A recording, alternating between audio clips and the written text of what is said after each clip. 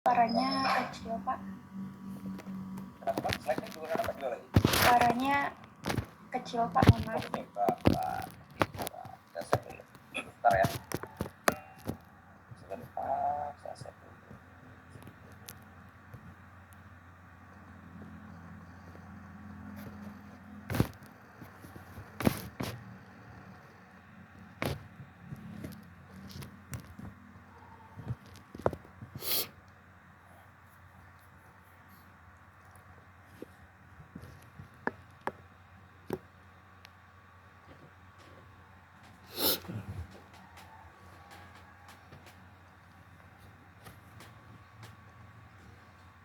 Kalau ini gimana? Suara saya kedengaran? Sudah, Pak. Oke. Tadi memang agak kecil nih volume untuk yang mic-nya. Oke, kita lanjut lagi ya. Kenapa sih kita belajar hari ini tentang mic design? Nah, di sini dijelaskan bahwa mic design itu kalau kita lihat di sini ya, pada dasarnya itu adalah desain eksperimen atau campuran ya. Karena di dalamnya itu kalau kita perhatikan ya, di situ ada memadukan dua sub analisis, artinya kita menggabungkan ya, ada dua sub analisis. Yang pertama itu namanya within subject test ya, yang kedua itu adalah between subject test ya. Kalau yang between itu kalau kita lihat ya, yang between itu kan yang kita belajar kemarin ya, di kelas yang di kelas apa namanya, faktorial ya, kelas faktorial. Nah, kalau yang ini kita akan bahas di sini adalah yang di faktorial. Sementara within itu adalah yang repeated measure. Oke, kita ulang dulu tentang within subject test dulu. Nah, di within subject test ini adalah proses pengujian. Ya, kita akan menguji perbedaan skor ya, dalam satu kelompok. Jadi yang kita uji itu kalau within ini berarti di dalam subjeknya sendiri, artinya subjek yang sama, hanya saja perlakuannya yang berbeda. Jadi subjeknya sama, perlakuannya yang berbeda. Jadi di sini dijelaskan adalah pengujian perbedaan skor dalam satu kelompok. Jadi misalnya kayak ada pre sama post test. Ya. Jadi pre dulu, ya, kemudian ikut kelas, kemudian nanti untuk ketahui ada nggak proses pembelajaran itu nanti di postkan. Nah itu kalau kita lihat di sini itu adalah within, artinya subjek yang sama, ya subjek yang sama, cuma perlakuannya yang berbeda-beda.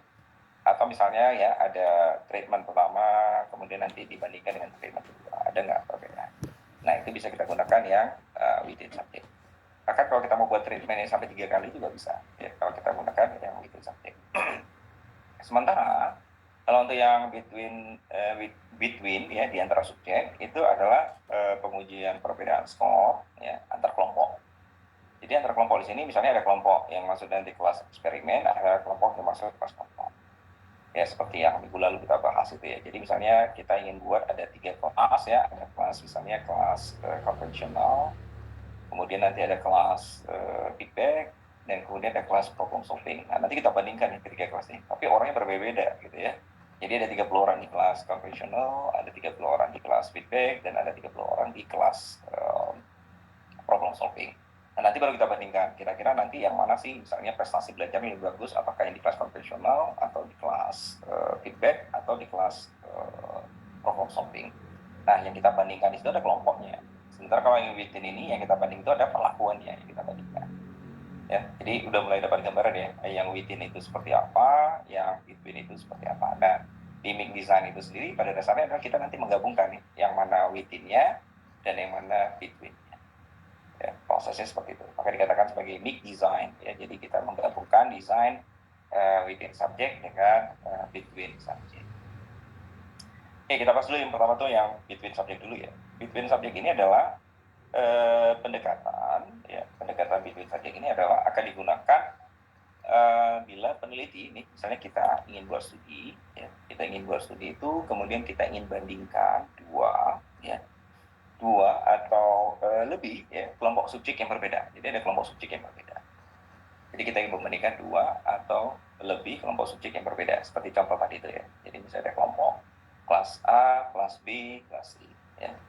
Nah, karakteristik pendekatan ini adalah setiap subjek hanya diberikan atau menerima perlakuan ya, hanya menerima perlakuan dari satu. Nah, ini dari satu level variabel bebas saja. Jadi misalnya variabel bebasnya itu misalnya ya metode belajar ya.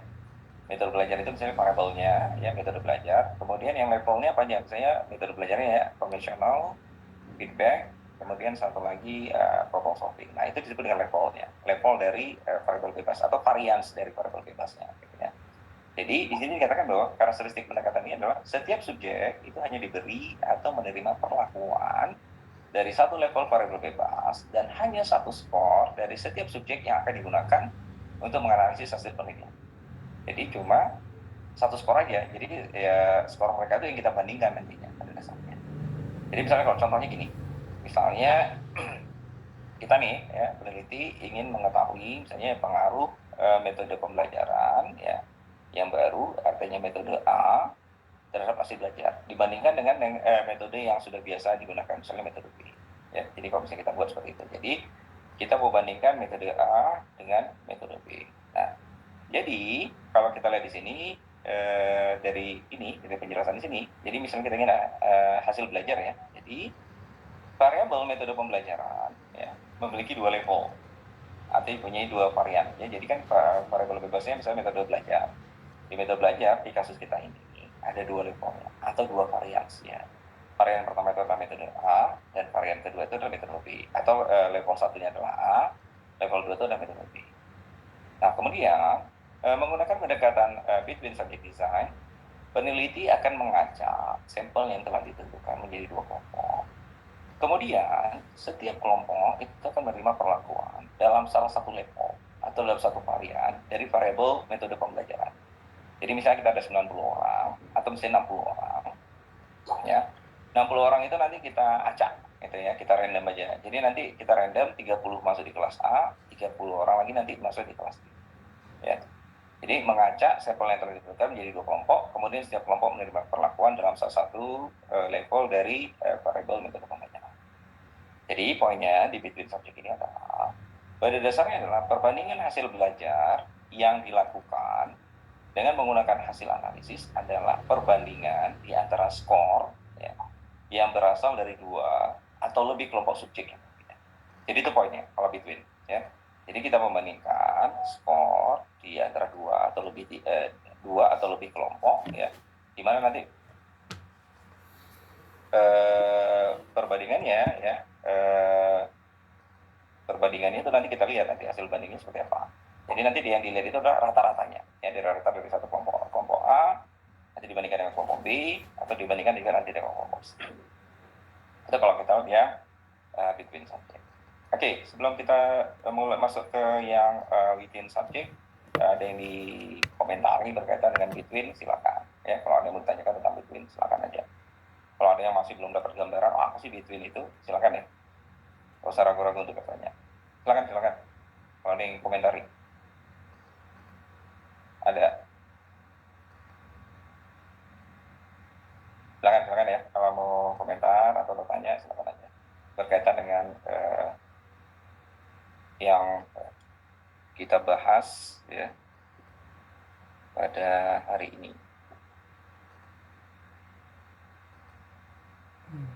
Ada yang mau ditanyakan? Gak ada. Sebentar ya, ada masalah sebentar.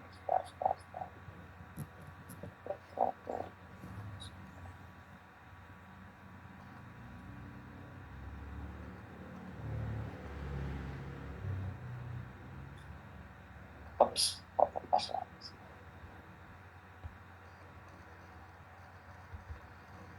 Nah, oke. Silakan kalau ada mau dikomentari tentang within-nya dulu ya. Kira ada yang ingin bertanya kenapa within seperti itu atau apa, atau mau lebih penjelasan, silakan ya tentang between-nya gitu. Ada? Gak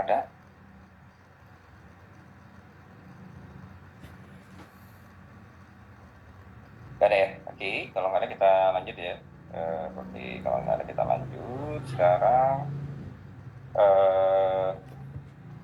kita udah bahas tadi between ya, bahwa poinnya di between itu adalah kita membandingkan dua atau lebih kelompok ya terhadap satu variabel tertentu. Oke, sekarang kita masuk ke within, ya, within subject. Di within subject ini, kalau kita lihat di sini adalah pendekatan within subject itu akan digunakan, ya, bila kita ingin membandingkan atau mengetahui perbedaan di antara skor-skor. Nah, ini dia, skor-skor yang dimiliki oleh setiap subjek. Skor-skor yang dimiliki oleh setiap subjek. Jadi kalau kita lihat di sini, skor-skor itu artinya maknanya adalah subjeknya nanti kita mendapatkan perlakuan dari skor. Misalnya skor 1 dari perlakuan 1, skor 2 skor dari perlakuan 2, perlakuan 3, perlakuan 4. Kayak di sini katakan digunakan bila kita ingin mengetahui perbedaan di antara skor-skor yang dimiliki oleh setiap subjek. Jadi, yang ingin dibandingkan itu adalah skor-skor hasil 2, nah ini, hasil 2 atau lebih, ya, hasil 2 atau lebih pengukuran yang dilakukan terhadap setiap subjek.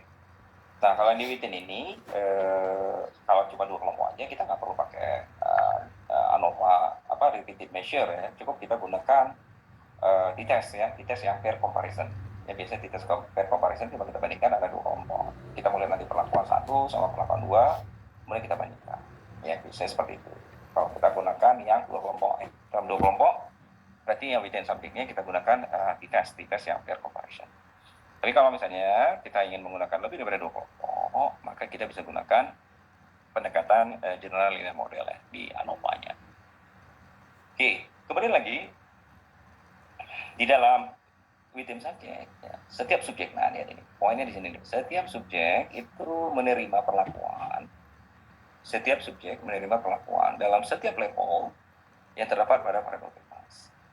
Jadi kalau tadi di between, ya, artinya ada sekelompok subjek itu akan mendapatkan di level 1 dan sekelompok subjek lagi nanti di level 2. Atau misalnya kalau kita buat varian tadi, contohnya ya, misalnya kelompok 1 itu di kelas A, kelompok 2 itu di kelas B. Nah, kalau yang within, enggak, subjeknya sama. Tapi dia nanti ikut di kelas A, setelah di kelas A nanti diujikan, kemudian nanti ikut lagi di kelas B, kemudian diujikan. Itu yang namanya between, ya. Jadi, within. Jadi within ini adalah setiap subjek menerima perlakuan dalam setiap level yang terdapat pada variabel. Nah, ini, ya. Jadi, misalnya contoh nih within ini gini, ya. Misalnya kita peneliti, ya, ingin menggunakan pendekatan within subject design untuk mengetahui perbedaan hasil belajar antara metode pembelajaran A dengan metode pembelajaran B, di mana kita hanya menggunakan satu kelompok sampel. Kalau tadi, misalnya kita ada 60 orang subjeknya, kita buat, ya, untuk di kelas A ada 30 orang, di kelas B ada 30 orang, kemudian kita bandingkan. Itu kalau kita menggunakan between. Sementara kalau di within, misalnya kita punya subjek ada 60, berarti nanti subjek 60 itu semuanya ikut kelas A, ikut metode pembelajaran kelas A. Udah ngikut kelas pembelajaran kelas A, kemudian kita ukur hasil belajarnya. Kemudian nanti kita libatkan lagi mereka ikutkan lagi yang 60 orang ini masuk lagi di kelas B. Kemudian kita ukurkan lagi. Nah, di situ baru kita lakukan perbandingan. Nah, di situ tuh dilihat gimana sih hasil bandingnya atau hasil perbedaannya. Itu kalau di pendekatan yang kita gunakan adalah yang within subject. Artinya, kalau lebih penjelasannya gini, setiap subjek itu akan diberikan perlakuan, baik dengan menggunakan metode A maupun dengan metode B. Nah, inilah yang disebut dengan repeated measure. Jadi adanya pengukuran berulang gitu, ya, repeated measure. Jadi poinnya apa? Pada akhirnya, perbandingan hasil belajar yang dilakukan adalah perbandingan di antara skor-skor hasil belajar dari setiap subjek itu sendiri yang diperoleh setelah masing-masing subjek diberikan perlakuan menggunakan metode A maupun menggunakan metode B. Ya, jadi ada metode A, kemudian ada metode B. Itu yang nantinya yang akan dihadapi oleh si subjeknya, ya. Kalau misalnya kita gunakan yang within subject. Nah, kemudian lagi, ya, kalau kita lihat di sini, nah, perbedaan desainnya, ya, kalau perbedaan desainnya pendekatan between dan within itu seperti ini. Nah, kalau yang between subject, karena di antara kelompok, berarti ada 2 kelompok, ada kelompok A, ada kelompok B. Makanya nanti ada sekumpulan kelompok, itu akan ikuti kelas A atau metode A, sementara nanti ada sekumpulan orang lagi nanti akan ikut di kelas B. Ini kalau yang namanya yang between. Ya, jadi sebenarnya kita bandingkan nih, sekelompok orang ini, kita bandingkan dengan kelompok lain. Tidak dapat hasilnya. Itu kalau between. Sementara kalau yang within itu seperti ini. Within subjek itu bahwa semua orang, ya, dia nanti akan ikut di kelas A, kemudian setelah dilakukan pengukuran, dia nanti akan ikut lagi di kelas B, kemudian kita lakukan pengukuran. Nah, hasil pengukuran di kelas A dan hasil pengukuran di kelas B, itulah yang kita bandingkan. Tapi subjeknya adalah yang sama. orang yang sama, hanya perlakuannya yang berbeda. Ini kalau kita lihat pendekatan within subject design. Oke. Terus gimana sih pertimbangan dalam penggunaan? Gitu ya. Kan pasti tanya gimana sih kita menggunakan yang namanya design. Nah, jadi di sini dijelaskan bahwa keputusan seorang peneliti untuk menggunakan, ya salah, bukan menggunakan ya, saya koreksi dulu. Ya, untuk menggunakan ya salah satu di antara pendekatan atau desain yang akan kita gunakan, ya tentunya harus didasari oleh berbagai macam pertimbangan. Jadi ada beberapa pertimbangan nih yang harus kita perhatikan sebelum kita memutuskan, oh saya mau pakai ini, oh saya pakai ini, oh atau saya mau mix design, atau mau mix atau mencampurkan yang faktorial dengan repeated measure. Nah, pertama yang perlu dipertimbangkan itu adalah masalah yang diangkat dalam penelitian. Apa nih masalah dalam penelitian? Ya. Jadi kita nih sebagai peneliti harus menentukan terlebih dahulu pendekatan mana yang akan mau kita gunakan. Artinya yang paling sesuai dan dapat digunakan untuk menjawab masalah dalam penelitian. Itu paling penting tuh. Pertama adalah kita angkat dulu apa nih masalah yang kita studikan, ya. Kemudian kira-kira dari studi ini pendekatan mana yang paling sesuai sebagai alat untuk membantu kita dalam menjawab masalah penelitian. Nah, di sini katakan juga bahwa terkadang ada suatu masalah, ya, masalah berkaitan dengan masalah penelitian, ya. Itu dapat kita selesaikan dengan pendekatan yang namanya between subject. Ya udah, kita banding kelompok aja, ya. Atau ada juga sebaliknya masalah yang hanya cocok bila digunakan desainnya adalah yang within subject, ya. Cuma between saja atau within saja. Nah, namun ada kalanya masalah diangkat dalam penelitian harus didekati sekaligus dengan menggunakan yang namanya design between subject maupun within subject. Nah, ya. Jadi boleh aja pakai between saja, boleh pakai within saja. Tapi juga boleh juga kita ingin memix, ya, kita menggabungkan atau mencampurkan yang between dengan yang within subject. Bisa kita lakukan, ya. Nah, makanya misalnya gini dijelaskan, hal ini, ya, biasanya dijumpai bila masalah penelitian tersebut melibatkan lebih dari satu variabel bebas, ya, dan peneliti berkepentingan untuk mengetahui perbedaan perilaku, ya, antar kelompok, maksudnya perlakuan kelompok, sekaligus juga ingin mengetahui ada nggak terjadi perubahan perilaku, ya, terhadap kondisi perlakuan yang diberikan.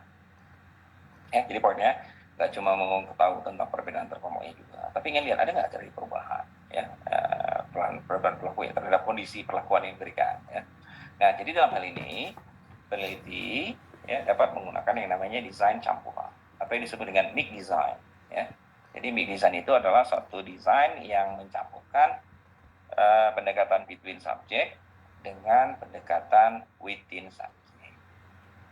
Nah, terus gimana sih bentuk mix design yang paling sederhana? Ya, nah biasanya bentuk mix design yang paling sederhana itu adalah memiliki komposisi satu between dan satu within. Itu yang paling sederhana. Artinya ada satu yang perbandingan kelompok dan ada satu yang repeated, ya, artinya ada pengulangan, gitu ya, repeated measure. Artinya ada terjadi pengulangan yang berulang. Itu kalau kita lihat di mix design, ya, seperti itu.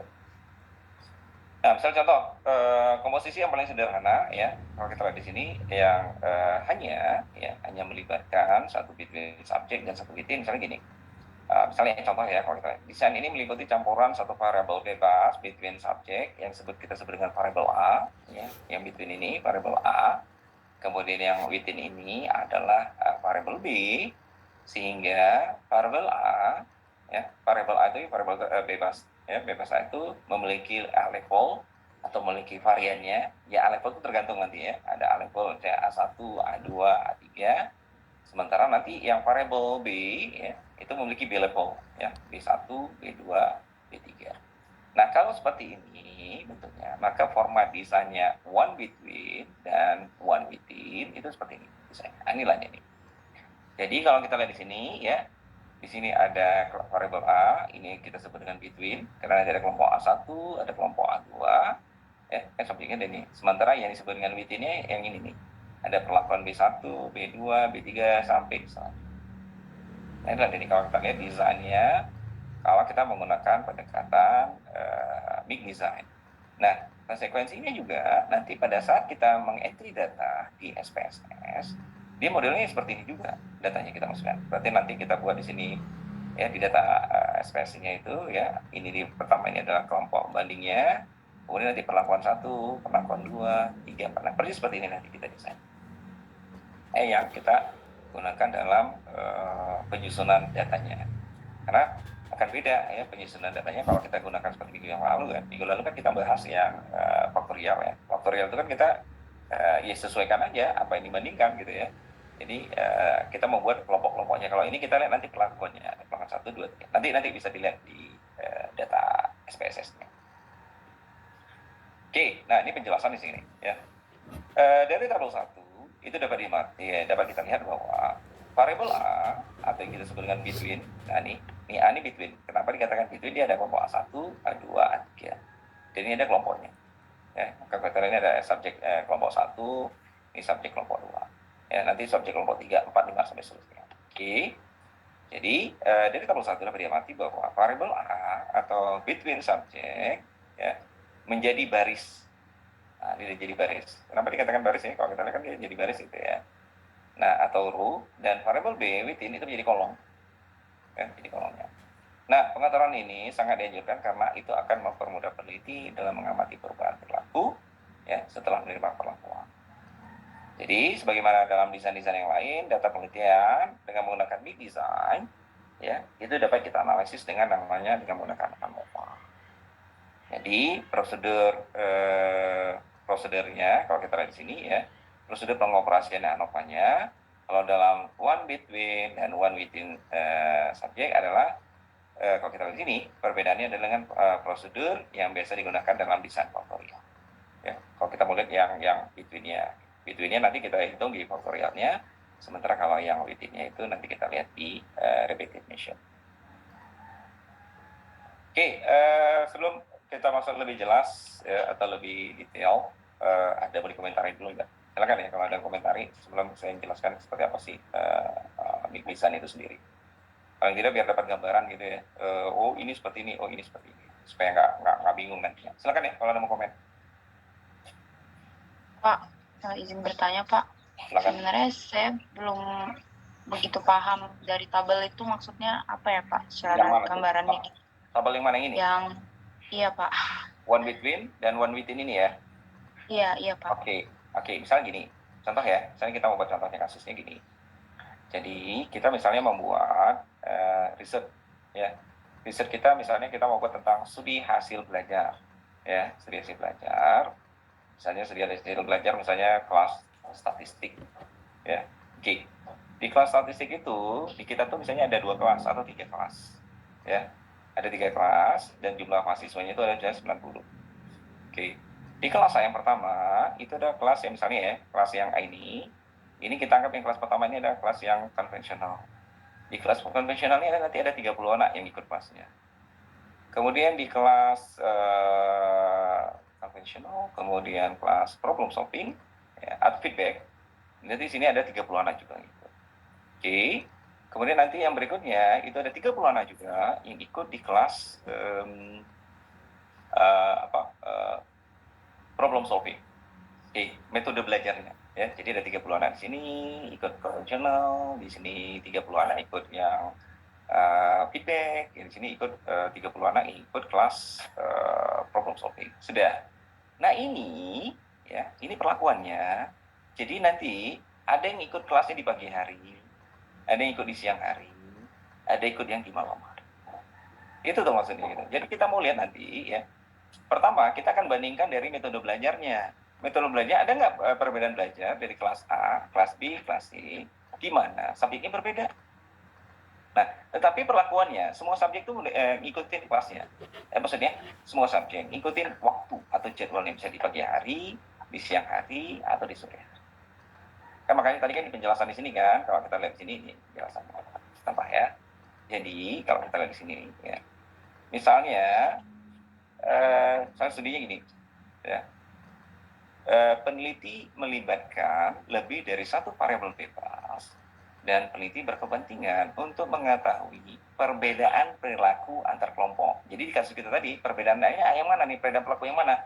Oh, saya ingin lihat perbedaannya ini yang ikut kelas A, yang kelas B, sama kelas C. Seperti apa? Ada nggak perbedaan kelompoknya? Setelah ikut misalnya kelas konvensional, setelah ikut kelas feedback, sama kelas ikut problem solving.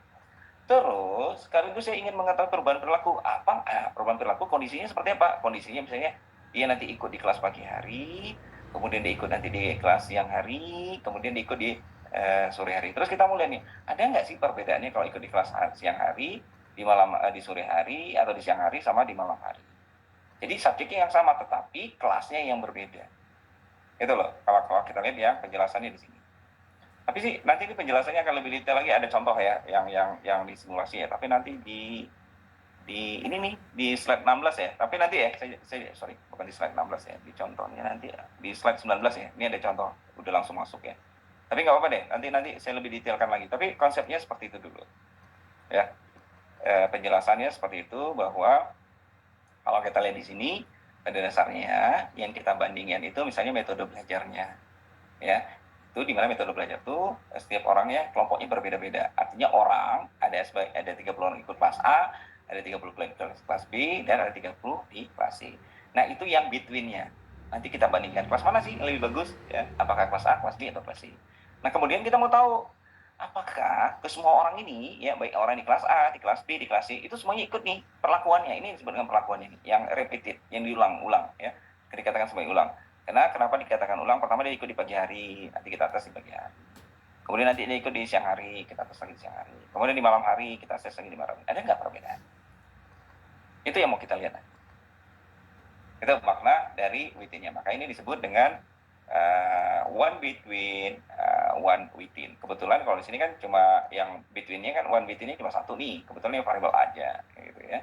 Tapi kalau kita mau analisis lagi bisa kita buat lagi, misalnya kita mau buat ya di two between ya one within, misalnya kita masukin lagi jenis kelamin, bisa aja.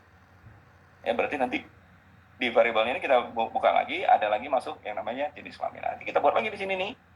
Ya di sini lagi nanti kita kembangkan lagi nanti jenis kelaminnya lagi. Ya kita buka lagi bahwa ada laki-laki, kemudian ada perempuan. Bisa aja seperti itu. Tapi kebetulan ini kan yang paling sederhana. Tadi kan dikatakan di sini bahwa bentuk big design yang paling sederhana itu hanya memiliki satu between subject dan satu within subject. Jadi ini gini lah, nanti kita entry datanya. Itu loh yang bisa saya komentari atau saya jelaskan. Ada yang kurang jelas lagi, silakan bertanya, nggak ada masalah. Sampai benar-benar. Pak, terima kasih ya Pak. Oke. Pokoknya nanti kalau kurang di depan, lah kita masukkan di, biasanya kan kalau kita masukkan di angka-angka lebih agak mudah dipahami ya daripada kita bicara tentang konsep. Oke, ada lagi yang lain, silakan. Nggak usah ragu-ragu ya untuk bertanya ya. Nanti kalau bingung ya akan bingung terus ke depannya gitu ya. Oke, ada lagi yang ingin ditanyakan? Nggak ada. Oke, kalau nggak ada kita lanjutkan ya. Nah, jadi ini sini penjelasan tentang big design itu adalah perpaduan desain acak lengkap dengan desain pengukuran rulang ya. Jadi tadi dikatakan acak lengkap itu yang di between-nya itu kita acak. Jadi misalnya kita ada 90 orang, ya ada 90 orang subjek, berarti kita harus misalnya memasukkan ke 3 kelas ya, ada kelas A, kelas B, dan kelas C. Berarti nanti kita acak dulu ya, kita undi dulu. Untuk 30 orang pertama masuk kelas A, 30 orang kedua nanti masuk kelas B. Misalnya yang kelas pertama itu konvensional, kemudian 30 berikutnya adalah kelas yang feedback, dan sisanya masuk ke kelas misalnya ya, kelas problem solving ya. Jadi kalau dilihat di sini itu yang dimaksud dengan acak lengkap ya. Sementara pengukuran berulang, desain pengukuran berulangnya yaitu tadi yang pagi, di siang hari, di sore, tapi orangnya sama gitu ya. Masing-masing orang di kelompok tuh ikut juga di semua kelompok ya, di masing-masing kelas itu ya, ikut kelas pagi, masuk ikut kelas siang, maksud juga di kelas sore. Oke, jadi kalau kita lihat di sini, oleh sebab itu data diperoleh dari hasil pengukuran itu juga dapat dilihat dari atau dibedakan ya menjadi 2 kategori. Jadi misalnya kalau pada data baris atau row dioperasikan sebagai pembanding ya, kalau yang baris itu sebagai pembanding, sementara kalau yang kolom ya itu sebagai pengukuran setiap subjek yang berbeda. Kan kalau kita lihat ini kan baris nih, A1, A2, A3 itu baris. Nah, itu yang kita bandingkan. Ya, ini kalau kita label sebagai between. Sementara kalau yang kolom ini B1, B2, B3, ini disebut dengan repeated ya. Jadi kalau penjelasannya seperti ini. Data pada baris diberikan sebagai pembanding hasil pengukuran antar kelompok. Sementara pada kolom itu adalah pembanding pengukuran untuk setiap subjek perlakuan. Jadi subjeknya yang perlakuan pagi, siang, sore, sama malam gitu. Oke. Kemudian lagi hal utama yang membedakan prosedur perhitungan ANOVA ya dalam big design ya, dan di sini kalau kita lihat ya kalau yang kemarin itu ya hal utama yang membedakan prosedur perhitungan ANOVA kalau dalam big design dan desain faktorial biasanya adalah dalam desain faktorial hanya terdapat satu kekeliruan error ya. Kan di minggu lalu ada saya jelaskan ya dimaksudnya error ya. Jadi error kalau kita bahas error itu dalam konsep statistik itu pasti berbeda dengan pengertian error ya yang kita gunakan dalam kehidupan sehari-hari. Jadi kalau secara statistik error itu adalah sesuatu atau hal yang mungkin mempengaruhi variabel Y tapi yang nggak kita amati atau yang tidak teramati oleh peneliti. Biasanya seperti itu. Maka error itu dianggap seperti itu. Jadi hal-hal yang mungkin mempengaruhi variabel tergantungnya ya. Jadi misalnya kalau misalnya kita buat studinya tentang hasil pelajaran, jadi hal-hal ya yang mungkin mempengaruhi variabel hasil daripada prestasi belajar tersebut, tetapi nggak bisa diamati, gitu ya, tidak diamati oleh si peneliti. Itu kalau error ya dalam dalam statistik, gitu ya. Jadi kalau kita lihat di sini bahwa kan di minggu lalu pada saat kita cerita tentang desain faktorial kan cuma ada satu errornya ya, kekeliruannya. Kemudian kalau dalam big design ya, nah ini. Kalau dalam big design itu akan terdapat dua error. Error pertama dari mana? Error pertama muncul itu karena dari yang between subject dan yang satu lagi itu adalah yang dimunculkan dari within subject. Jadi kekeliruannya yang pertama itu karena kita bandingkan kelompoknya ya itu bisa aja menyebabkan terjadinya dampak terhadap variabel Y yang diamati oleh si peneliti. Nah sementara itu yang berikutnya adalah yang within subject-nya itu juga muncul error di mana terjadi kekeliruan misalnya ya, error artinya sesuatu yang mempengaruhi variabel Y yang nggak nggak diamati lah atau nggak yang ya tidak diamati oleh peneliti lah. Artinya peneliti juga nggak memikirkan sampai seperti itu kejadiannya. Gitu ya. Nanti kok bisa hasilnya kok nggak seperti yang diharapkan gitu ya. Berarti errornya akan besar biasanya seperti itu. Nah makanya dikatakan sini di dalam big design itu terdapat dua kekeliruan masing-masing pada between subject dan within subject. Jadi misalnya gini, seorang peneliti berkepentingan untuk mengetahui pengaruh dua variabel bebas terhadap satu variabel terikat. Sebut saja variabel bebasnya adalah A, ya, dan B ini jadi variabel bebasnya yang masing-masing memiliki dua level. Maksudnya punya dua level itu ada A1 dan A2. Kemudian B-nya itu juga dua level, misalnya B1, B2. Itu levelnya. Jadi misalnya B-nya sampai 1, B2, B3 berarti ada 3 level. Ya. Level ini bisa juga kita anggap sebagai variansnya. Ya. Jadi misalnya kita anggap nih waktu, ya misalnya B ini adalah waktu, berarti misalnya dua varian, misalnya ya di waktu itu ada dua varian, misalnya pagi dan siang. Tapi misalnya 3 berarti pagi, siang, sore. Itu disebut dengan variannya atau levelnya.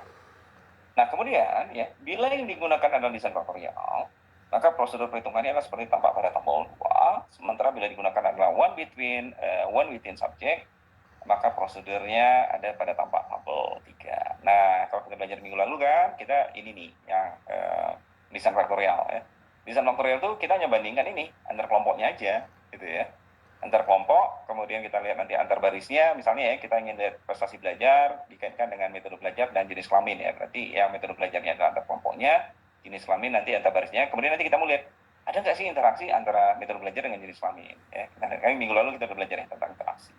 Nah kekeliruan itu seperti dijelasan tadi ya, kekeliruan itu yang sesuatu yang bisa mempengaruhi variabel tergantung namun tidak teramati oleh peneliti ya.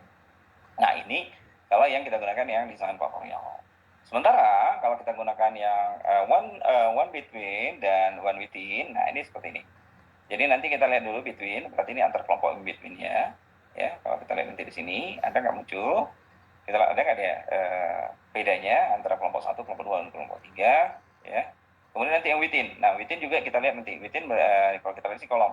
Misalnya perlakuan 1, perlakuan 2, perlakuan 3. Nah, kemudian juga nanti kita lihat interaksi. Ada nggak sih interaksi ya antara tadi ya metode belajar misalnya dengan waktu belajar. Jadi jika ada interaksinya kita lihat. Kemudian nanti juga muncul kekeliruannya ya, errornya.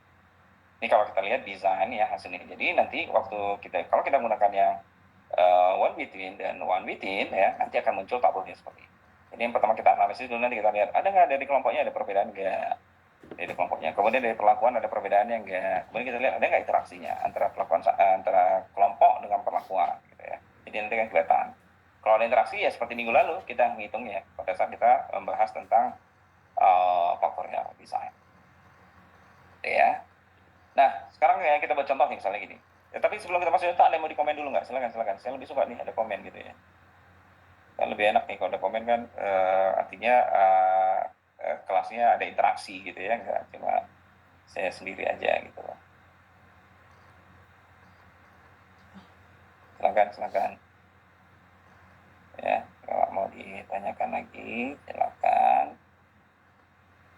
Kalau ada yang mau dikomen ya, silakan. Ada? Nggak ada? Kalau nggak ada, kita lanjut ya. Contoh nih, nah ini contoh ada kasus misalnya. Ya, jadi misalnya kita ingin ya meneliti, ya, misalnya kita buat studi nih. Kita ingin meneliti tentang perbedaan pengaruh antara latihan lari, ya. Jadi latihan lari nih, ya. Jadi latihan, ini sebenarnya kita melihat latihan nih, pengaruh tentang latihan exercise ya, sebenarnya ya. Yang kita studi itu tentang perbedaan latihan, di mana ada lari di lintasan, mau kita bandingkan lari di lintasan dengan latihan yang menggunakan sepeda ergo. Ya, sepeda ergo terhadap apa? Frekuensi denyut jantung. Jadi studi kita yang jadi variabel tergantung tuh kita mau tahu nih gimana sih detak jantung kita, ya. Ini jadi variabel tergantungnya ini, ya. Detak denyut jantung kita mau hitung. Kemudian yang jadi between-nya, nih, between-nya adalah ini, kita mau latihan. Ya, jadi variabel bebas pertama itu adalah latihan. Latihan itu kita buat dua levelnya atau dua variannya. Pertama latihan, nanti kita minta orang yang lari di lintasan. Satu lagi nanti sekelompok orang yang menggunakan latihannya dia nggak lari tapi menggunakan sepeda ergometer, ya, sepeda statis itu, ya. Kemudian dia melakukan lagi apa? Latihannya itu dilakukan misalnya pada pagi hari, siang hari, dan sore hari. Nah, ini jadi variabel bebas kedua. Jadi variabel bebas kedua itu adalah waktu. Ya, kalau kita lihat di sini kasus ini ya. Jadi yang jadi variabel tergantungnya adalah kita ingin mengukur tentang denyut jantung. Yang jadi variabel bebas satu itu adalah latihan, di mana latihan itu punya dua variansinya atau dua level, yaitu pertama lari di lintasan, yang kedua itu adalah menggunakan sepeda ergometer. Terus yang kedua, jadi variabel bebasnya adalah waktu. Waktu itu adalah latihannya dilakukan ya waktu. Jadi kalau kita lihat sini, waktu ini sendiri ada 3 levelnya, ada di pagi hari, ada di siang hari, dan ada di sore hari. Nah, kemudian di sini adalah perbedaan waktu latihan ini juga ingin diketahui pengaruhnya terhadap hasil latihan. Jadi perbedaan waktu latihan juga ingin diketahui pengaruhnya terhadap latihan. Jadi misalnya diperoleh 2 kelompok ya.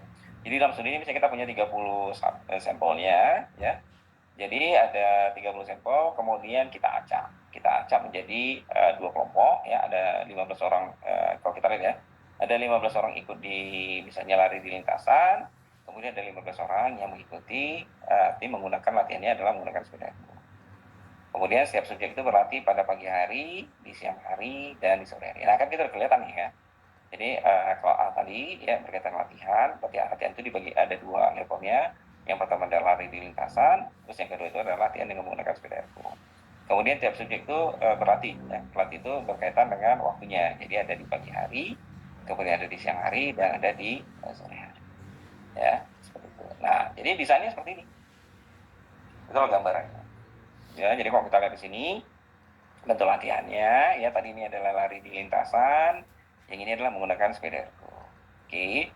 Nah ini, sementara ini adalah, yang orang itu lari di lintasan, orang yang menggunakan sepeda ergonomi juga, yang ergo tadi, ya, mereka juga ada latihannya di pagi hari. Nah ini datanya di pagi hari. Kemudian mereka ini duduk, kelompok ini juga ikut juga di siang hari, ini datanya. Kemudian di sore hari, ini juga datanya. Nah ini sebenarnya ini kita mau lihat, ini nanti kita bandingkan di sini, data-data ini kita bandingkan. Jadi ini misalnya ya, di siang hari, latihan, kalau kita lihat latihan, dengan detak jantungnya ya, kalau di pagi hari yang lari itu 1200. Sementara kalau yang menggunakan sepeda itu 1050. Sementara kalau di siang hari 1350 kalau yang pakai lari. Sementara kalau pakai sepeda 1200. Ya, jadi seperti itu. Jadi nanti kita bisa hitung ya, dari hasil hitungnya nanti kita bisa lihat mana sih sebenarnya yang lebih meningkatkan detak jantung, apakah lari menggunakan lintasan atau menggunakan sepeda ergo. Terus yang paling tinggi itu di mana? Apakah di pagi hari, di siang hari, atau di sore hari? Itu seperti ini. Ini kalau kita lihat data misalnya contohnya gitu ya. Nanti tinggal kalau kita menggunakan SPSS, tinggal kita masukkan datanya, udah keluar nanti hasilnya. Oke, sebelum kita masuk ke contoh kasus, ada mau dikomentari? Silakan dulu yang mau komentari. Ya, nggak usah ragu-ragu ya untuk mau komentari. Silakan. Kalau memang ada yang kurang paham atau yang belum begitu jelas, ya, silakan bertanya berkenaan dengan masalah ini. Silakan. Ada yang ingin ditanyakan atau ada yang masih kurang paham atau kurang jelas atau langsung kita contoh? Atau kita langsung bisa contoh aja langsung. Ya. Pak, saya mau memastikan gitu ya supaya kita nggak ya betul-betul paham gitu ya penggunaannya seperti apa. Kan kalau udah paham udah enak nih ya dalam pembahasannya gitu. Ada? Nggak ada? Nggak ada komen? Belum ada, Pak. Belum ada ya? Oke. Kalau belum ada kita lanjut ya. Kalau belum ada kita lanjut. Sebenarnya kita bisa aja nanti coba analisisnya pakai JSP ya. Kan JSP juga ada fasilitas itu ya. Coba aja nanti kita coba ya. Oke, kalau nggak ada komen lagi, kita lanjut. Nah, ini contoh kasus ya.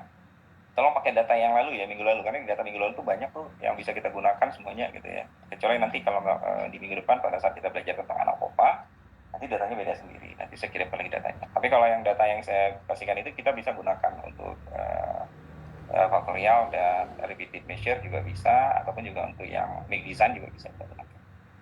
Oke, ini misal contoh nih, ya. Contoh misalnya kita nih, ya peneliti ingin mengetahui pengaruh ya metode belajar dan waktu belajar terhadap prestasi akademik, ya. Metode belajar dan waktu belajar terhadap prestasi akademik.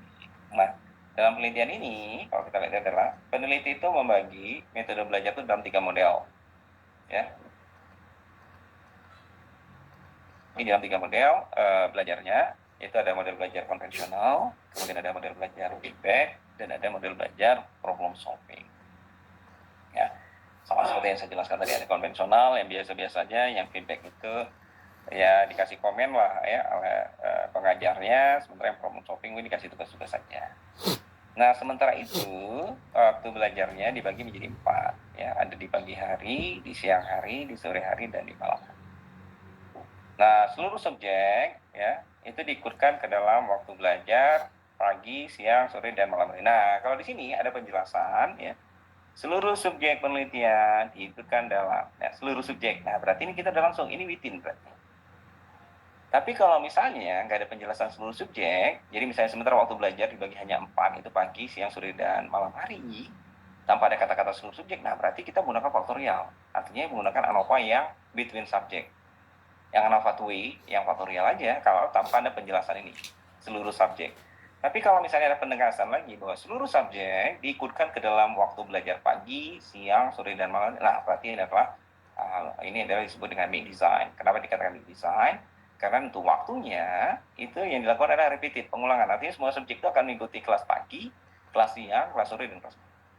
Itu ya, kata-kata itu yang kata kunci untuk menentukan apakah kita menggunakan ANOVA TWI yang faktorial atau kita menggunakan ANOVA yang make design. Itu ya kata-katanya. Oke, sekarang kita lihat datanya. Dari hasil ini ya, dari studi ini kita lakukan pengambilan data dan datanya terkumpul seperti ini. Nah, inilah data yang terkumpul. Dan ini proses kita untuk melakukan analisisnya seperti ini nanti waktu kita masukkan ke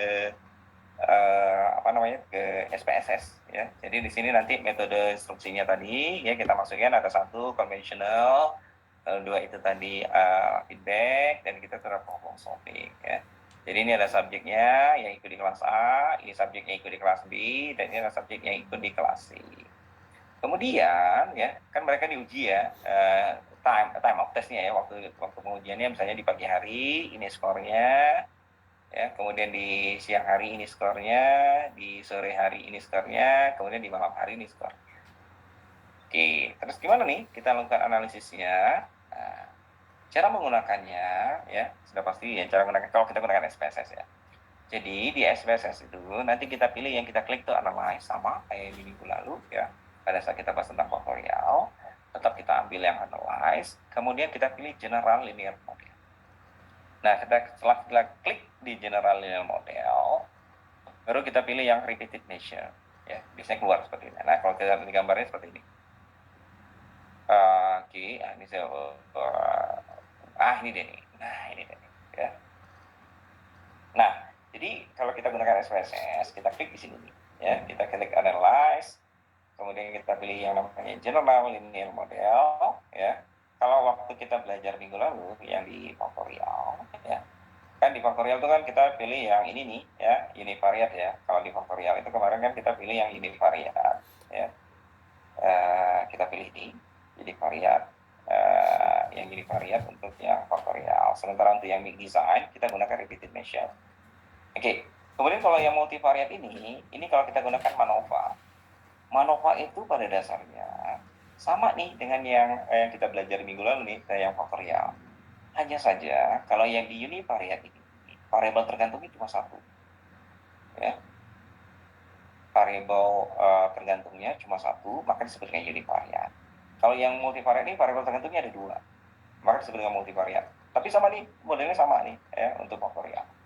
Ya, jadi karena kasus kita ini adalah yang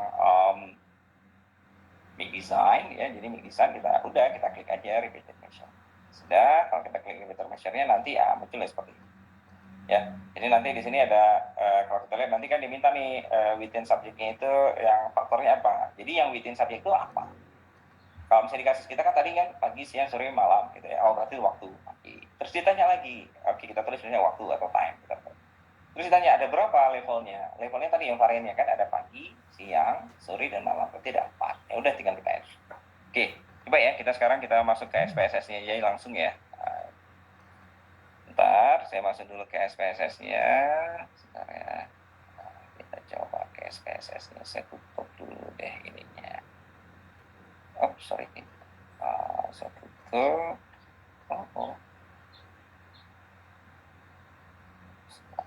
Ya, saya masuk dulu ke SPSS kita ya. Nah, ini nih SPSS-nya.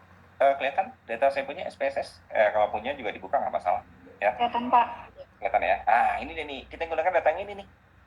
Ini yang datanya kita gunakan. Makanya kan tadi kan saya jelaskan ya. Cara ngentry datanya juga harus sama. Seperti yang tadi data yang one within gitu ya. Nah, tinggal kita masukkan ini PB ini kan. Ini PB ini kalau kita lihat sini. Nah, ini nih. Nah, ini kan prestasi belajarnya nih ya. Ini hasil prestasi belajarnya. Kita masukkan di sini nih prestasi belajarnya. Kemudian sebenarnya kan yang kita masukkan ini nih ya. Nah, ini metode belajarnya nih. Ya, kalau kita lihat di sini metode belajarnya kita masukkan nih. Satu itu apa, ini apa, bisa kita lihat di variable view-nya ya. Satu itu misalnya metode pengajarannya ya. Jadi kalau kita lihat metode pengajaran, satu itu adalah konvensional, dua itu feedback, yang ketiga itu adalah problem solving. Ya, itu bisa kita lihat tuh di value labelnya gitu ya. Oke. Nah, ini datanya ya. Udah kita masukkan aja. Jadi kita suruh klik tadi apa? Klik analyze. Ya. Jadi kan kita disuruh klik analyze. Kemudian kita diminta untuk memilih yang general linear model. Nih, GLM, general linear model. Kemudian kita pilih adalah yang repeated measure. Karena ini kita melakukan yang namanya mixed design. Jadi mixed design yang kita gunakan di sini berarti kita ambil yang repeated measure. Nah, kita klik aja. Nah, kalau kita klik ya, dan nanti akan nampaknya seperti ini, seperti contoh tadi itu. Nah, ini dia nih. Nah, seperti ini nih maksudnya kan. Nah, kalau kita lihat di sini, kan dia minta tuh within subject faktornya apa gitu ya. Yang mana? Tadi kan kita apa nih, ada pagi, ada siang, ada sore, dan malam hari. Ya udah, berarti kita tuliskan aja. Kita tuliskan aja misalnya apa. Jangan kita buat waktu ya, karena di sini ada waktu juga nih. Data kita ini ada tulisan waktu juga, nanti udah bingung bacanya. Ya, karena kebetulan data di SPSS saya juga ada kasus yang kita kemarin tuh, yang kita bahas tentang waktu sama apa gitu ya. Jadi kita rubah aja. Kita nggak usah waktu, kita buat time. Nah, oke. Kemudian time itu levelnya ada berapa? Ada 4 ya. Dari mana datangnya 4? Dari pagi, dari siang, dari sore, dan malam hari. Ya udah, kita buat aja 4. Oke. Nah, kalau sudah 4, kemudian kita klik aja nih add. Kita add kan. Sudah masuk lah ya. Ada waktunya ada 4. Nah, kalau sudah kayak gini, ya, kan dia minta define, kita define aja langsung. Maksudnya 1 tuh apa, 2 apa, 3 apa, 4 apa. Ya udah kita klik define. Nah, define, dia nanti akan masuknya seperti ini. Nah, ini dia nih. Kelihatan ya? Nah, kalau kita lihat di sini udah kelihatan nih, ya. Kemudian kalau kelihatan gini, ya udah kita buat aja nih pagi. Kita klik pagi, berarti di 1 pagi. Ya udah masukkan pagi. Terus siang kita klik lagi. Siang itu mana 2. Sore kita masukkan lagi. Pagi, malam kita masukkan lagi. Sudah dapat lah ini gambarannya. Ya, kalau kita lihat kan tadi udah ya, masing-masing kan udah kita masukkan nih. Yang pagi, yang siang, yang sore, yang malam, udah. Kalau dapat itu, kemudian baru kita langsung masukkan lagi ke apa ya namanya, metode belajar kan. Metode belajarnya kita masukkan. Ya, kalau yang metode belajarnya kita masukkan sekarang, selanjutnya kan between. Yang between-nya jelas ya, pagi, siang, sore, malam. Kemudian yang between-nya yang mana? Yang between-nya ini tadi metode pembelajarannya, kita masukkan aja. Nih, metode pengajarannya. Yaudah, kita klik aja ke sini between. Nah, sudah. Kalau sudah sini, baru kita klik aja nih yang contoh-contoh di sini nih. Pertama kita klik option dulu, ya. Ya, klik option tuh akan muncul seperti ini. Nah, ini ya. Di option berarti kita nanti munculkan deskriptifnya. Sudah. Terus kita mau tahu nggak sumbangan masing-masing variabel terhadap variabel tertentu? Oh, mau tahu. Ya udah kita klik aja lagi nih estimate. Sudah. Oh, terus kita perlu juga nih, kita menguji Pak, kan ini perlu uji homogeneity ya, karena ini kan membandingkan. Ya udah, kita klikkan. Kalau sudah kita klikkan semuanya, ya udah kita continue. Ini sama kayak kerjaan yang minggu lalu. Continue sudah. Kalau sudah berarti selanjutnya apa lagi kita lakukan? Oh, kita mau klik plot. Ya, kita mau lihat di mana ada nggak terjadi terjadi interaksi. Ya udah kita klik plot. Kita masukkanlah metode pembelajarannya sebagai horizontal, waktunya kita masuk di spirit. Kemudian kita mau tahu ada mix nggak? Ya udah kita add-kan aja. Sudah, jadi kita mau lihat interaksi antara metode belajar dengan waktu, kemudian kita konfigurasi. Kalau sudah, kemudian kita lakukan post-hoc. Kenapa kita lakukan post-hoc? Karena kita perlu melakukan post-hocnya khususnya untuk yang between. Karena kita ingin tahu sebenarnya kelompok mana dengan kelompok mana yang berbeda. Ya, kita klik aja post-hoc. Nah, di post-hoc itu akan muncul nih, faktorialnya adalah yang MP, metode pengajaran, ya. Ya udah kita post-hockan aja, masukkan di sini. Kenapa kita lakukan post-hoc? Karena di situ kan ada 3 kan, ada conventional, kemudian ada feedback, kemudian satu lagi ada yang problem solving. Ya udah, klik aja tuh, oke. Mana-mana juga boleh, nggak masalah ya, mau pakai oke, mau apa ya, tapi biasanya lebih sering tuh diklik oke. Ya udah, ikut aja, continue. Nah, kalau sudah semua kita masukkan ini, udah tinggal klik OK. Tinggal kita lihat hasilnya. Nah, hasilnya keluar lah nanti. Hasilnya akan seperti ini keluar. Ya, hasil outputnya seperti ini. Nah, ini dia outputnya. Ya, ini hasilnya seperti ini. Keluarnya datanya nih, ya. Kelihatan kan hasilnya ya? Jadi kalau kita lihat, nah ini dia nih, kalau kita lihat waktunya tuh, kita lihat ya, saat itu pagi hari, untuk yang within subjeknya, berarti waktu ya, ada pagi hari, ada siang hari, ada sore hari, ada malam. Kemudian metode pembelajarannya, ya kalau kita lihat di sini, ya, metode pembelajarannya ada 3, ya, yang 1 itu konvensional, yang 2 itu feedback, yang 3 itu adalah problem solving. Nah, untuk yang ini, ya ini kan yang faktorial nih. Ini sama kayak minggu lalu yang kita bahas tuh. Pagi hari konvensional sekian, skor prestasi belajarnya. Pagi hari feedback sekian, pagi hari problem sekian. Terus kalau di pagi hari secara keseluruhan, ya berdasarkan metode pembelajaran, totalnya sekian. Kemudian di siang hari juga seperti ini. Malam hari juga siang hari yang feedback ini datanya. Terus totalnya kalau di siang hari ini.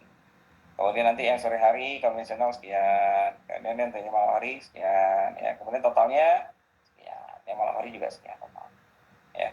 Jadi kalau kita lihat situ ya dari prosesnya, ya, kalau di feedback berapa gitu apa. Oke, coba kita balik dulu ya. Ini kemudian ada yang namanya box M. Apa sih ini box M ini? Oke, kita balik lagi ke kita punya data PTT kita ya. Nah, biar ada penjelasan itu ada beberapa. Supaya nggak bingung.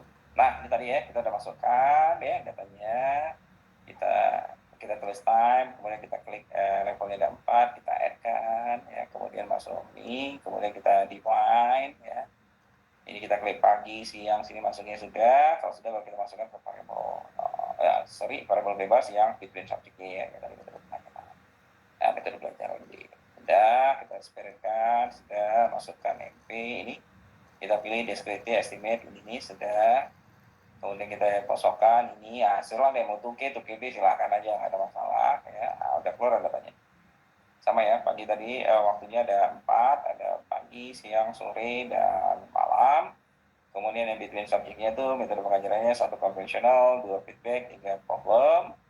Ya, kalau kita lihat. Nah, kemudian ada box M gitu ya. Box M test of equality of covariance matrix. Apa sih ini? Ya, nah, kita lihat penjelasannya. Nilai box M, ya, nilai box M ini adalah menunjukkan homogenitas, ya, homogenitas skor prestasi belajar pada kelompok metode belajar. Ingat ya, pada kelompok metode belajar. Nilai signifikansi yang di bawah 0,5 menunjukkan bahwa data tidak homogen, ya, data tidak homogen, atau variasi skor prestasi belajar pada masing-masing kelompok itu sangat bervariasi. Ya, kita lihat nanti kalau dia di bawah 0,05. Makanya kalau dilihat yang homogen itu kan dikatakan bahwa terpenuhi kalau signifikansi di atas 0,0. Ya, itu maka dikatakan datanya homogen. Tapi kalau di bawah 0,05, berarti dia tidak. Nah, kemudian kita penjelasan gini, ya. Dalam eksperimen, ya, kalau kita buat studi eksperimen, ya, ketidakhomogenan ini tidak menjadi masalah. Kenapa? Karena kita sulit untuk mendapatkan variasi skor yang sama pada dua kelompok yang dikenai perlakuan yang berbeda dalam penelitian yang menggunakan desain kuasi eksperimen atau bukan eksperimen murni. Kan studi kita nih di psikologi ini, apalagi psikologi ya, kalau nggak pre-eksperimen lebih ke arah ke kuasi eksperimen. Jarang sekali kita bisa dapatkan yang namanya pure eksperimen. Ya, biasanya kita ada pre atau kuasi eksperimen. Nah, di sini ada penjelasan. Nah, ini ada penjelasan gini. Nilai box M yang menunjukkan data tidak homogen itu dapat diabaikan. Nah, dapat diabaikan ya. Yang penting ini ya, prinsipnya kita ada literatur ya, menyatakan bahwa, oh ini nggak apa-apa, kata siapa. Yang penting kan ada kata siapanya. Pertama, studi yang dilakukan oleh Norton itu menunjukkan bahwa homogenitas data pada eksperimen itu dapat diabaikan. Terus yang kedua, kalau mengutip ini pandangannya Ramsey, ya, ANOVA termasuk uji yang robust itu yang kuat gitu ya, yang ketat gitu ya, terhadap gangguan heterogenitas data. Jadi oke, nggak ada masalah. Ya, oke, fine. Jadi kalau kita gunakan nilai box M-nya juga di bawah 0,05 nggak masalah. Kita oke aja, nggak ada masalah, gitu ya.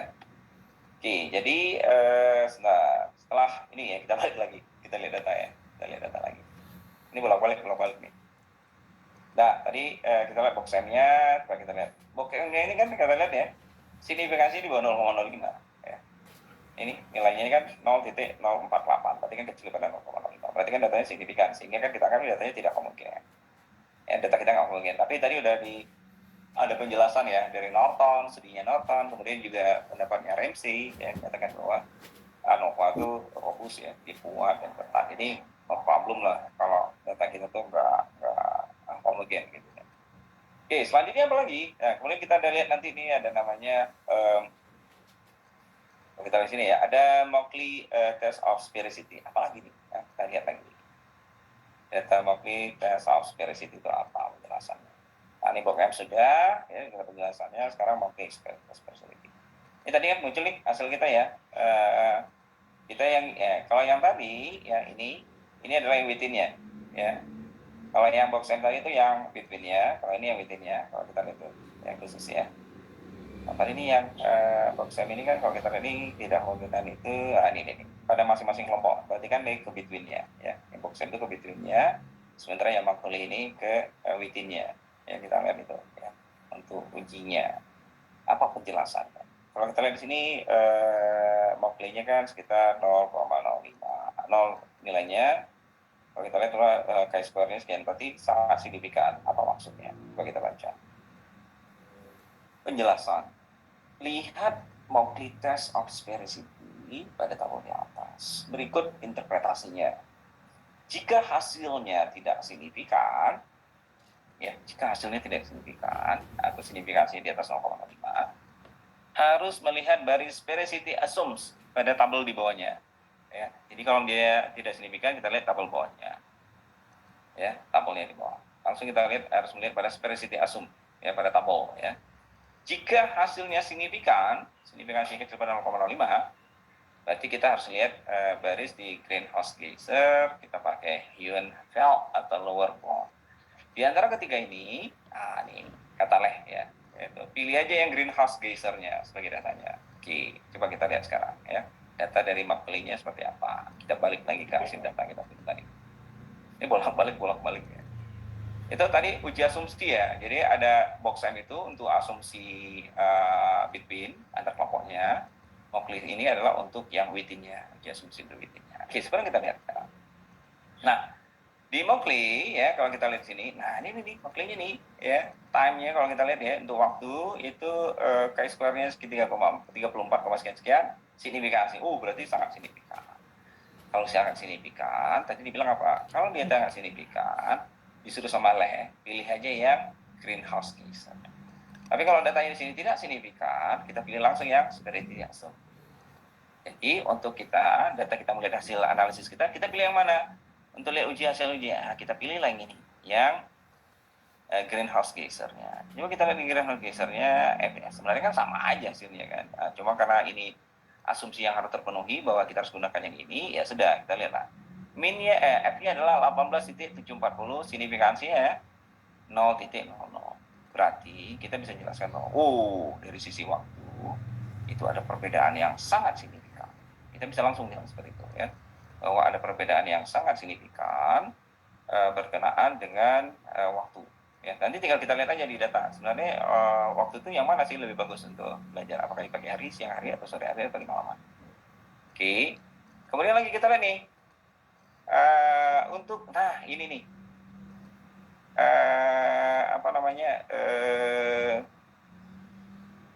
Interaksi antara waktu dan metode belajar. Kita lihat lagi di greenhouse ya. F-nya 3, sekian, signifikan. Sangat signifikan. Ya. Berarti ada interaksi antara waktu dengan metode pembelajaran. Nah, nanti kita lihat aja dari hasil tabelnya seperti apa. Ya, kalau kita lihat kan signifikan kan misalnya. Oke, kemudian ya, kita lihat lagi ya di berikutnya kan ini kan tadi untuk data yang within-nya ya. Di within-nya ada interaksi. Sekarang kita lihat di data between-nya.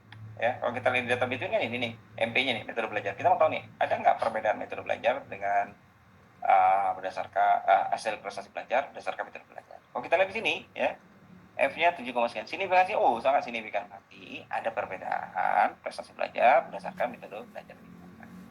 Tinggal dilihat aja sini, mana yang bagus, konvensional kah, ini kah? Nah, tinggal dilihat aja nih subset. Jadi kalau kita lihat sini, sebenarnya yang berbeda itu adalah yang konvensional. Dengan feedback, konvensional itu berbeda dengan problem. Ya. Tapi kalau feedback dan problem nggak ada perbedaan. Nah, kalau kita lihat plot, di sini nih, ini kan ada terjadi kepotongan. Ya walaupun ini nggak ini ya. Sini. Coba kita lihat dari penjelasan di PowerPoint-nya. Kita lihat di PowerPoint-nya, ya tadi ya, jika hasilnya sekian-sekian, oke. Nah, kemudian, ini dia hasilnya, ya, kalau kita lihat sini. Nah, ini nih, yang tadi kan dihitungan ya, kita keluarkan. Nah, ini yang dimaksud dengan partial eta square ini adalah kontribusi, sumbangan. Jadi, kalau dalam studi ini, waktu itu memberikan kontribusi terhadap prestasi belajar itu adalah sekitar 55%. Ya, itu waktu. Kemudian nanti kalau kita lihat tadi juga ada interaksi ya, bahwa interaksi ini itu memberikan, artinya ada interaksi antara waktu dan metode belajar, itu memberikan kontribusi sekitar 29,7%. Ya, jadi nanti kita lihat waktu sama metode belajar mana yang bisa meningkatkan prestasinya. Ya. Kemudian, kalau kita lihat nih, kita baca dulu hasilnya ya. Kita baca dulu dari tabel tes within subject effect, lihatlah baris time interaksi ya, waktu dan metode ya pada garis greenhouse geyser. Hasilnya adalah F sama dengan 3.173, PG pada 0,05. Artinya apa? Terdapat interaksi antara waktu ya pagi, siang, sore, dan malam, dan metode belajar konvensional, feedback, dan problem solving. Interaksi ini menunjukkan bahwa perubahan skor pada ketiga kelompok adalah berbeda secara signifikan. Nah, itu maksudnya. Kan tadi kan kita lihat ya, waktu juga ada perbedaan, metode belajar juga ada perbedaan. Ya udah tinggal kita baca aja gitu ya. Jadi, apabila melakukan eksperimen, harusnya mendapatkan nilai interaksi. Kalau studi eksperimen tuh paling tidak harus ada interaksinya, ya. Seperti contoh ini, Pak, karena ingin mendapatkan perubahan yang berbeda dari ketiga kelompok, yaitu kelompok B, konvensional, feedback, dan problem solving. Jika mendapatkan adanya interaksi yang signifikan, maka dapat diteruskan membaca prosedur analisis di bawah. Sebaliknya, jika tidak mendapatkan hasil interaksi yang signifikan, maka prosedur analisis cukup sampai di sini karena perubahan pada ketiga metode itu sama-sama adalah sama, gitu ya, nggak ada bedanya, gitu ya. Sama-sama stabil, sama-sama naik, atau sama-sama turun. Nah, maka kita baca di sini, ya. Sebenarnya kita lihat siapa sih yang berbeda, ya, kayak tadi penjelasannya, bahwa yang berbeda itu adalah konvensional dengan feedback, konvensional dengan problem solving. Sementara kalau yang feedback dengan problem solving malah tidak berbeda. Itu ya penjelasannya. Nah, di sini juga kita lihat dari kosongnya tadi ya. Jadi kita tinggal lihat aja bahwa yang berbeda itu adalah konvensional ya dengan feedback, konvensional beda dengan problem. Sementara problem dan feedback nggak ada bedanya. Nah, ini kita lihat. Jadi kalau kita lihat dari sini udah langsung lihat, kalau di pagi hari 64 ya. Feedback kalau konvensional 64, kalau feedback 73, problem solving 76. Nah, makanya dikatakan tadi kan ada interaksi nih antara waktu dengan metode belajarnya. Jadi kalau kita lihat tadi kan sebenarnya interaksi yang bagus di mana?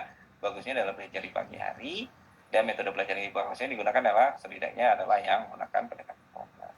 Itu maknanya. Kalau kita lihat tadi jadi interaksi, ya. Kan kalau kita lihat masing-masing bahwa di pagi hari itu lebih oke, ya kalau kita lihat. Saya metode pembelajarannya aja, ya kita lihat bahwa metode pembelajarannya oke. Tadi itu kan sebenarnya feedback atau problem solving. Sementara kalau untuk yang waktu yang bagus itu kan kalau di pagi hari 71, di siang hari 59, di sore hari 54, dan di malam hari 56. Berarti lebih bagus adalah di pagi hari. Masalah metode pembelajarannya boleh menggunakan feedback atau boleh menggunakan problem solving. Ya. Interpretasi hasil, lihat interpretasi hasil pada bagian ANOVA TUI yang kita belajar kemarin. Kita analisis ya satu-satu, ini sekian, ini sekian, ini sekian. Nah, seperti itulah ya biasa. Kemudian ini ada contoh lagi, saya seorang peneliti ingin mengetahui perbedaan antara kondisi lingkungan kerja, outdoor, dan bla bla. Nanti deh kita coba nanti. Oke, sejauh ini ada yang mau dikomentari berkaitan dengan hasilnya. Silakan kalau ada yang kurang jelas atau ada yang ingin ditanyakan, silakan. Jangan ragu-ragu.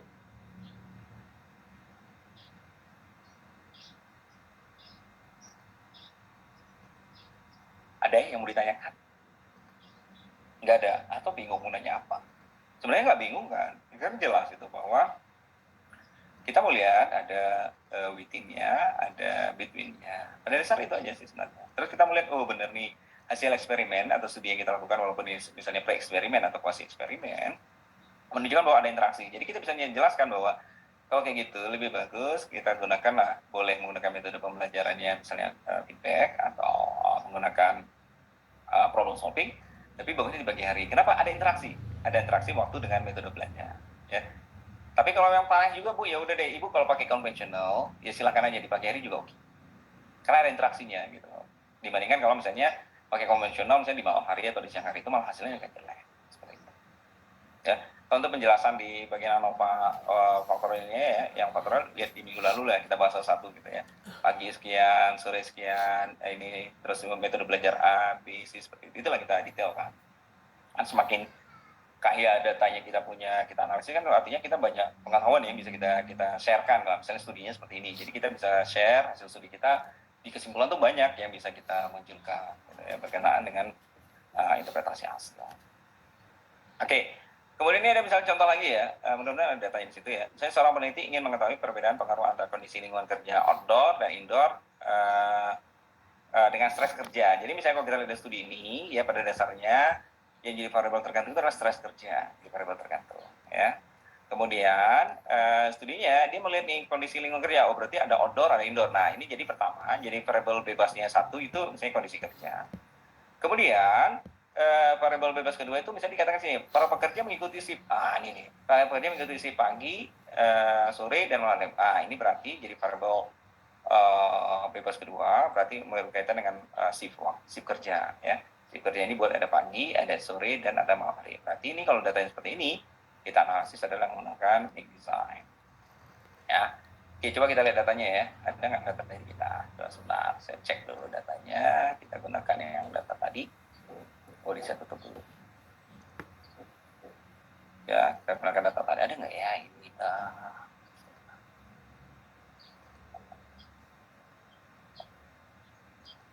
Waduh, nggak ada. Saya datanya di sini berarti di data satu lagi ya kayaknya. Tapi prinsipnya sama seperti itu ya, kita analisisnya gitu ya. Aduh, mohon maaf saya nggak punya pula datanya itu. Di sini nih. Kayaknya datanya nggak di sini ya. Tapi cara analisisnya sama seperti itu, model yang bisa kita gunakan ya. Datanya sama, cara kita analisisnya, cara kita gunakannya sama persis seperti itu yang bisa kita lakukan. Nah, jadi kalau kita lihat ya dari modelnya ya sama ya, cara analisisnya seperti itu. Oke, ada di komen nggak? Ada mau komen? Atau coba ya kita coba pakai JSP ya. Saya juga belum pernah pakai JSP ya. Coba ya, saya coba pakai JSP ya. Saya buka dulu JSP-nya, ini datanya ya. Coba kita coba ya. Saya belum pernah juga pakai nih JSP. Supaya nggak keliru aja. Kita coba dulu open sebentar ya. Kita masuk datanya. Oh, saya harus buka dulu. Buka di komputer. Saya perus aja dulu. Nah, kemudian statistik tadi ya. Apa ya? Kita coba dulu. Ada nggak fasilitasnya statistik? Statistik big design. Nah, ini ya, coba ya. Ada nggak ya? Nah, ini dia datanya ya. Kalau kita lihat ya, tadi kita datanya yang di sini, ini deh ya, konvensional ya, tadi ya konvensional, feedback, sama topik. ANOVA-nya coba kita lihat ya, ada nih, ya kalau kita lihat sini ya, ini kalau kita lihat ya, ada ANOVA, ada ANOVA ya, nanti kita akan bahas di minggu depan ANOVA. MANOVA sama, MANOVA tuh yang saya jelaskan tadi. Kalau ini ANOVA kita untuk yang penggunaan faktorial ini minggu lalu. Repeated measure itu yang akan nanti, yang hari ini kita bahas, yang ANOVA itu besok minggu depan. Kalau MANOVA ini sama dengan ANOVA yang ini, hanya saja kalau yang ini menggunakan satu variabel, yang univariate tadi ya, satu variabel bebas, satu variabel tergantungnya. Kalau MANOVA itu dua variabel tergantung. Ya udah, kita klik aja nih repeated measure-nya, kita klik. Nah, kan udah kelihatan ya repeated-nya ya. Jadi kalau kita lihat tuh ya ada, kita masukin aja nih, misalnya pagi ya. Levelnya ya. Oh ini satu ya, kita buat aja nih. Kita rubah dulu namanya, time aja. Sudah ya. Kemudian ada berapa dia? Kita buat aja nih. Ada 4 ya. Oke, kita buat 4. Saya pun juga belum pernah pakai nih. Oh sorry. Time ini kita buat aja nih, level 1, level 2 gitu ya. Bentar ya. Saya pun juga belum pernah pakai nih. Ya, ini 3 atau gimana nih? Sebentar. Seharusnya tinggal di drag aja ya. Coba ya, kita drag ini mau nggak dia? Pagi. Kemudian sore. Salah. Keluarin dulu. Nah, siang dulu. Masuk. Kemudian malam kita masukkan lagi. Oh, nggak mau ya? Ini cuma levelnya. Level 3 ya kita. Harus ditambah dulu Pak level 3. Level 3 ya gitu ya? Ya Pak. Oke. Kemudian level 4. Harus kita tuliskan nih. Beda ya sama SPSS tadi ya. Oke. Aku juga baru nyoba nih. Nah, iya betul. Nah, gitu caranya. Thank you informasinya. Nah, kita masih level 4. Malam nanti level 5. Oke, dapat jadi. Oke, kemudian between-nya ya, kalau kita lihat between-nya kan tadi MP. Udah, kita masuk aja nih MP ke sini nih. Nah, udah deh ya, dia langsung analisis sendiri tuh. Ya, kalau kita lihat kita munculkan datanya, nah ini nih. Kita munculkan deskriptifnya, kita munculkan estimasinya untuk efek dari masing-masing ininya ya. Kemudian kita lihat posoknya ya, posoknya itu adalah waktu ya, kita masukkan bukan waktu, MP-nya. Kemudian apalagi nih, boleh ya, mau pakai tuki juga boleh. Kemudian deskriptif plotnya, ini waktu kita masukkan, ini kita masukkan ke sini ya. Oke, kita masukkan, sudah. Apalagi nih? Oke, udah beres ya, semuanya ya udah terpenuhi kayaknya ya.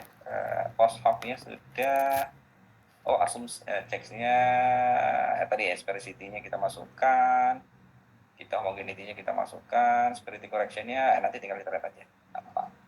Oke, coba kita lihat hasilnya.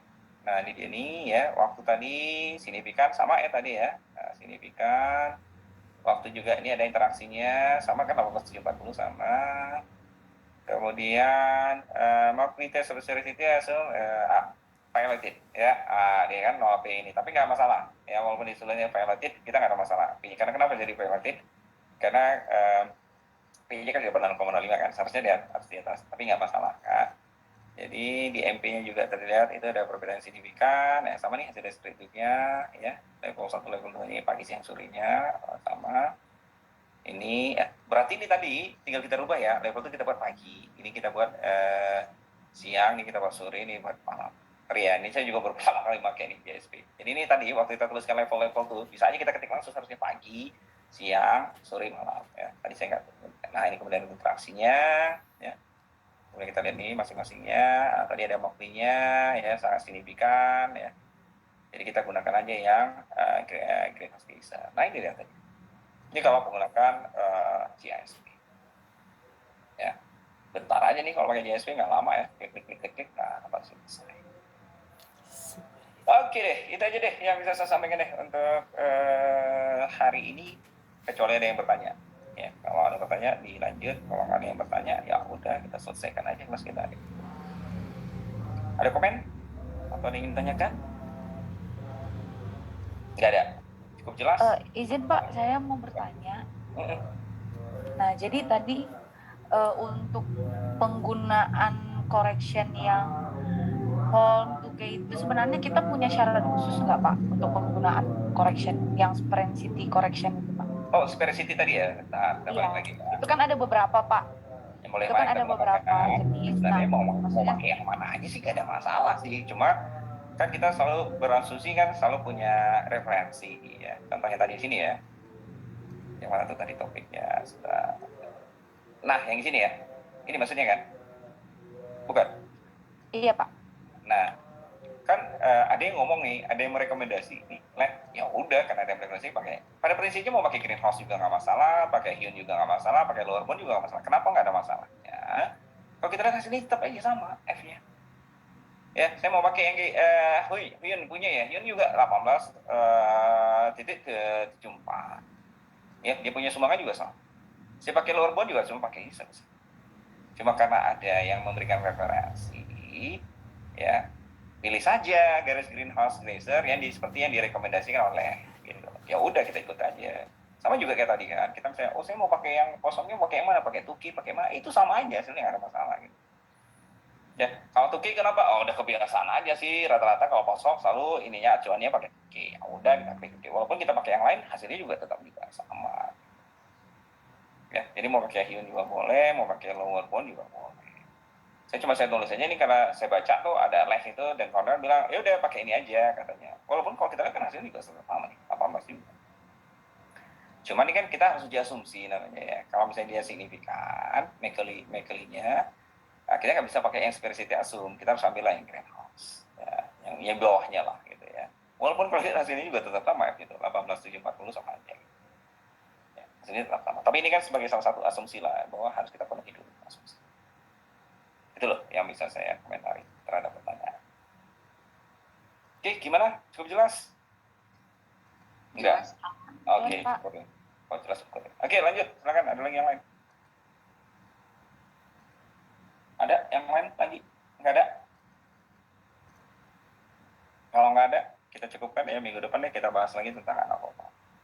Kalau nggak ada pertanyaan. Oke? Nggak ada ya? Kalau nggak ada izin ya, saya off ya. Boleh ya? Boleh Pak. Oh boleh. Baik Pak.